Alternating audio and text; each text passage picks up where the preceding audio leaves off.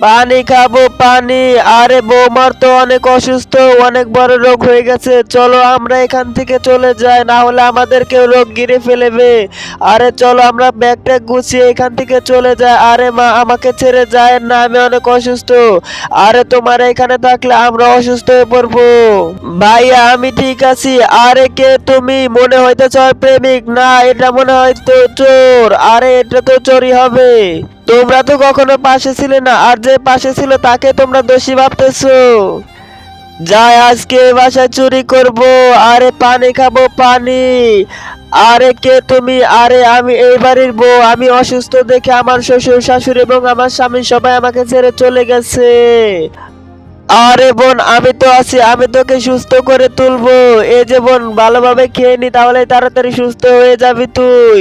যদি এই জায়গায় আপনার বোন কিংবা আপনার মেয়ে হতো তাহলে কি করতে?